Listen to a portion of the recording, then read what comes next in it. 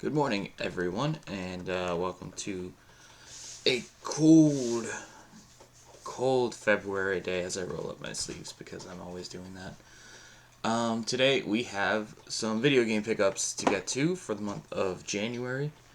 Let's get right into it with a very silly little thing that I got because I love the Oregon Trail. These came out at like Target and stuff. I remember seeing these like 5 years ago on the shelves at Target. It's made by. It's not like it's Mattel or anything like that, but it's a little handheld loaded with what I believe is the Apple II version of Oregon Trail. And you just go right ahead and play it. I love the Oregon Trail, and I love especially the Star Kid Trail to Oregon show, which I highly recommend if you like the Oregon Trail or just want to watch something funny. Um, yeah, it's just silly. It's just a little like trinket collectible thing. But yeah, you can play a whole game of the Oregon Trail on here, on just a little dedicated handheld. That's fun. We had a couple PC games here, also very silly things, like Stephen King's F-13, um, which is just it's not so much like it's a game. It's weird to say exactly what this is because there's some stuff like before everything's eventual came out, it was put on this, and then there's just like dinky little mini games and stuff, but it's got Stephen King's name on it, and it's just silly that this exists. It's like if I picked up Ed Hunter, like I wouldn't be picking it up. Obviously, Ed Hunter is a full game, uh, and it's a Doom clone and everything, but like I would pick up Ed Hunter because it's Iron Maiden themed video game thing. So I just thought that was silly. Um, Lord of the Rings: The War of the Ring. This is not Battle for Middle Earth. This is a Sierra published RTS where they got actually. I should note that this is the official game of the works of J.R.R. Tolkien, as in the books, the literature, just like the Fellowship of the Ring game from around this time had. From that really weird. Actually, I think it was Sierra put out that game as well. Sierra and Vivendi, which I'm looking at right here, also did the Fellowship of the Ring game with the very specific. This is based on the literature. We have the rights to the books. We have no rights to the movies. New Line Cinema has all that, and they're putting out the games with EA. But it's a little RTS game from a couple years before Battle for Middle Earth, which has the movie licenses and stuff, and it's not as good. I know that much, but it's a Lord of the Rings RTS game. So, and then lastly, 11th Hour, sequel to The Seventh Guest, more explore haunted mansion silliness, with big ol' FMV cutscenes and whatnot. Just a good little spooky adventure game to pick up. We'll leave the Switch off to the end since that's about half of what's left. Some fun stuff in there too. Let's just get to everything else. I have one Xbox 360 game. I can't remember the last time I bought an Xbox 360 game. But when you're at the thrift store looking for like old horror books and stuff, you're always going to make sure that you check and see if there's anything decent on the shelves at the thrift store. And this is Murdered Soul Suspect, a game that I heard got pretty mediocre reviews and is also from like the 2012 to 2013 era, right when the new consoles, or right when the PS4 and Xbox One came out. You can't call them new consoles. That's not how that works. But yeah, it's a little sleuthy adventure game published by Square Enix from a smaller company that was getting their first big release out. It's got okay reviews, but I'll be interested to see if it's got anything redeeming to it. Two original Xbox games from the same series. These are both of the Backyard Wrestling games. Games that, if anyone remembers back in the day when these came out in like 2002-ish, these got absolutely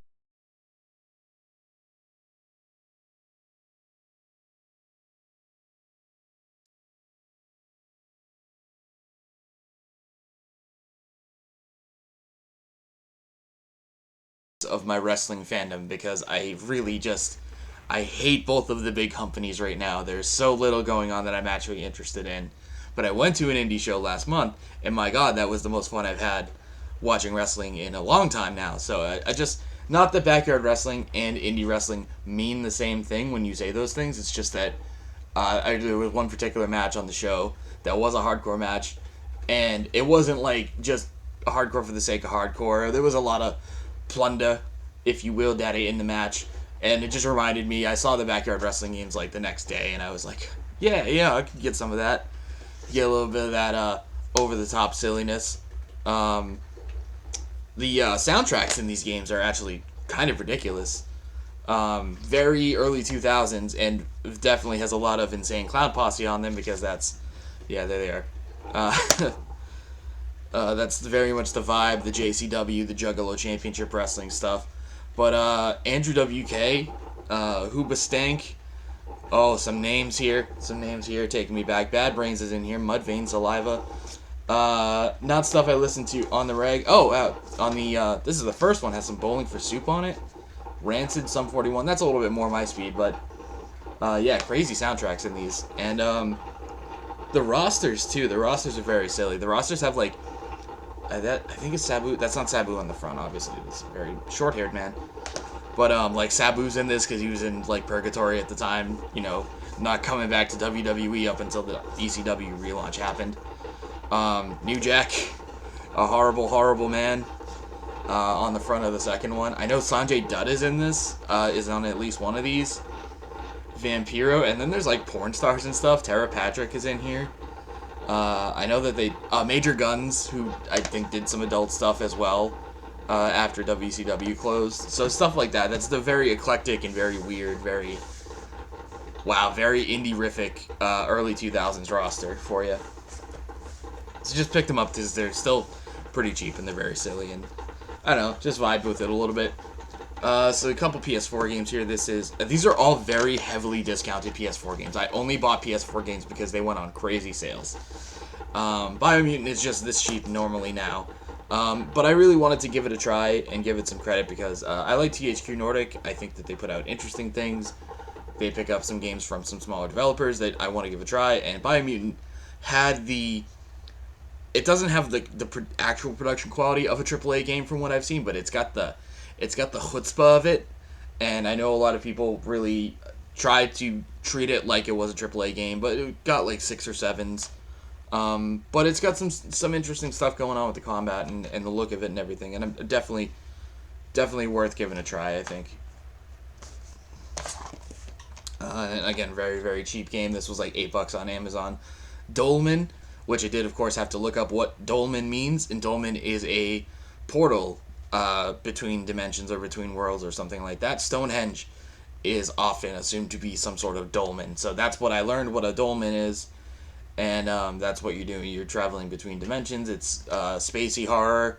You got a little short Space Marine looking guy, but it's very dark, and there's monsters, and there's a guy playing. It's $8. It doesn't have good reviews, but I think a lot of people want it to be very different from what it is. So that's a lot of times what reviews can be misleading for me. I will pick up games where people are like, this was supposed to be Dark Souls. I'll talk about that later, literally. This was supposed to be Dark Souls, and it's not Dark Souls. And I'm like, good. I might actually be able to play it. So, yeah. And then the Ascent, which I definitely only picked up because it was on sale and had a big box here. Steelbook, very large art book, 88 pages. DLC game. It's a solo and co-op action shooter RPG with a cyberpunk aesthetic. So, cool. Oh, it's by Curve. Curve puts out cool stuff. I heard this was buggy when it released. It's probably fine now. It'll probably be fine by the time I get around to it. So just another good-looking big box game that's good when it works. So, I think it's $20. So, that's good. And then lastly, we got some Switch games. Look at that. Switchies. Big old bunch of Switch games. Starting with, game just came out. Spongebob, The Cosmic Shake. Yay. I've played a little bit of this, because if I pick up a game at launch, I'm going to make sure that I actually play it before it, drastically drops in price, and I know that I got my money's worth out of it and shouldn't have just waited immediately. Cosmic Shake is by the same team that did the Bikini Bottom Rehydrated, which I didn't actually play. I have it, but I'd played the original, and I didn't go bother to play it. I gotta keep my hands off the table to keep the top of the laptop from shaking. Yeah, but Cosmic Shake, I was actually gonna cancel my pre-order on it, But it was a $40 game. It's not a full price game, which is why I think a lot of people.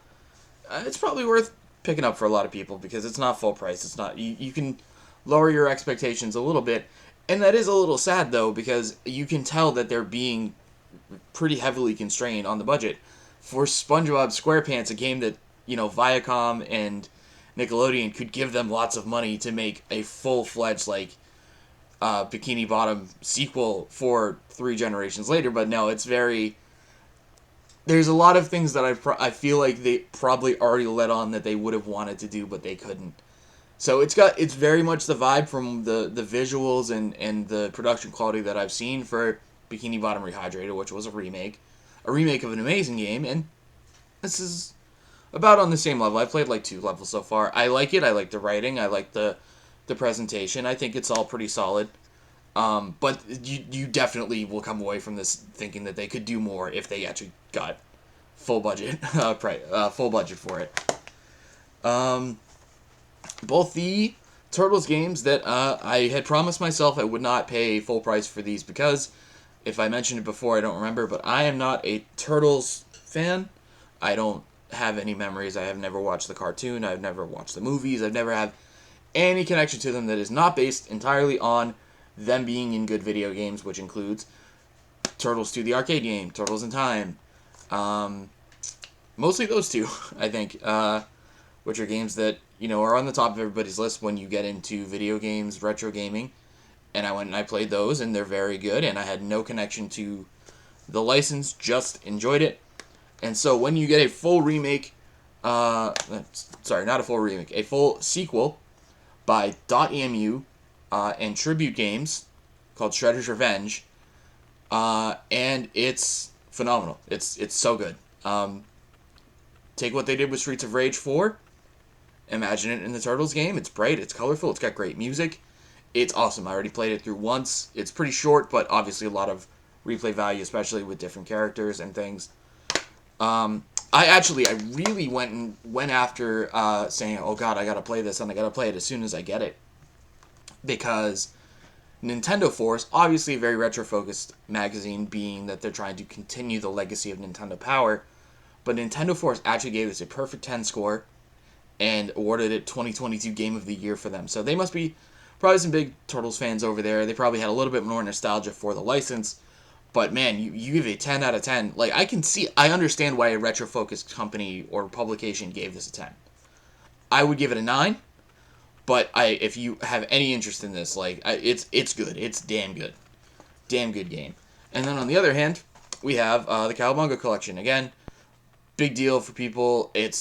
I haven't played this anything from this yet. I haven't put this in to my Switch yet. But when you say it's not just that you're getting the old arcade games, you're getting every version of them. You're getting every version of Tournament Fighters. You're getting every version of Turtles in Time. You're getting all of the Game Boy games. It's crazy awesome, loaded. I've seen a lot of reviews of this that say it's jam-packed with Turtle stuff. It's got online play, which I don't think is doing very well right now, but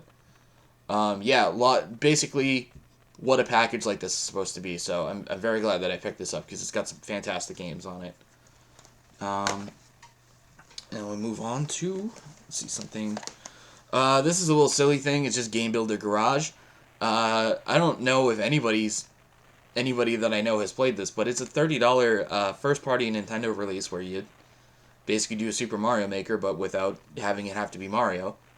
I have no interest in making any games myself, but much like Dreams, I thought it was interesting that, you can share and you can check out what people are doing with this. It's probably not as in-depth as Dreams, I can say that much, being that it's a $30 game. But it just felt weird that it's a Nintendo first-party release. I felt like I think I paid $20 for this. I would have to pick it up, right? That's all it is. We have the Opus Collection. That's 2 games, Opus The Day We Found Earth and Rocket of Whispers. And these are some point-and-click adventure games with story focus, spacey exploration. I don't even really know that much about the games, but I know that they're mobile games that are pretty highly regarded for their storytelling and for being good adventure games. So on a Switch cartridge here, that's pretty good. Published by Microids and developed by a bunch of people that I don't know because they're mobile game developers. So this was just a complete whim because I think it was like $15, but is a published by Maximum, but also by an indie developer. Foretales, a card-based narrative journey. Card-based and narrative. Those are two magic words for me, so why not? It's under $20. I have not played it yet,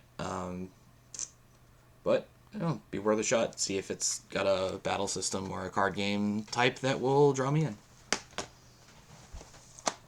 I actually think it's really funny too. I forgot about it and I put it down. It says the full thing like on the spine. It says Foretales, a card-based narrative journey. You can just put Foretales on there. It doesn't have to be part of the title. Not the full big box edition here, but Demon's Tier Plus from Premium Edition. I am not quite up to speed with all of their releases yet, but I haven't even bought any directly from them. I've just like picked them up afterwards, and I should stop doing that. I really like what they do. I think that they pick good games out of all these companies. Super Rare. I just ordered stuff from Super Rare yesterday because I was going to buy one thing from them, and I said, no, I can't do that, but I'll buy this. Very, very silly. But anyway, yeah, Demon's Tier Plus is like a top-down dungeon crawler with boss battles and RPG elements and stuff. I just think it looks cool, and it's by Premium Edition, and I like their games and the games that they choose. They have another one that I probably should pick up now if I'm going to keep this going, I guess. A Robot Named Fight. I think that game actually looks pretty cool. It's a Metroidvania type game, which I was like, oh, more Metroidvanias that I don't know which ones are good or not. But I think I can trust Premium Edition, so. With that, we've got here Chronos Before the Ashes. I confused this with another game before I bought it, but that's okay, because I think it looks really cool and has an interesting mechanic. THQ Nordic again, doing a little bit of the Souls aesthetic and gameplay style, story-based. This is actually the prequel to Remnant from the Ashes. That's why it has such a silly subtitle, Before the Ashes. What does that mean? It's because it's before From the Ashes. Get it? Yeah, of course. But yeah, you're basically the big mechanic that I thought was interesting is that if you die, you age forward a year. Like you have, I imagine, a limited amount of time that you can put into this, or a limited amount of failure. But the approach that you get changes as your character ages. So it's an interesting mechanic. I think this looks like a cool game with an interesting concept that I definitely felt worth picking up. And lastly, I've heard of this a couple months ago, actually. This is a 3-pack. Being Home Alone with You is Worse Than Death. That is 3 games, Home Alone with You and Worse Than Death. The main one I was really the most interested in here was Home, because I remember that being, I think it's a Vita, early limited run Vita release that looked really cool. But yeah, we've got some scary narrative indie games all on a 3-pack on the Switch. Sign me up, yeah, definitely. And yeah, that's it. That's it for this month. Some very cool Switch games, some very cool indie stuff. We'll see what else comes next month. And I'm going to keep doing shit today. I got all day. I don't want to go outside because it's cold. I might be streaming. Like, it's weird to go on camera now because, like, I don't do streams with me on camera because my setup that actually runs Elgato still can't handle my audio. And I don't even really put any writing into the YouTube streams after I finish them now because I know what I'm doing with that, and I'm writing profiles that I will release at some point and do something with. But you'll see me stream just to have streams, gameplay streams of Indie Racing is the game that I have to do today, so yeah, that's cool. It's a little bit less stressful to have to do, facial streams and stuff on a weekly to semi-weekly basis, so yeah, trying to keep making content, but also do stuff for a much bigger project down the line. I'm going to stop talking and go do that. Thank you for watching. Bye-bye.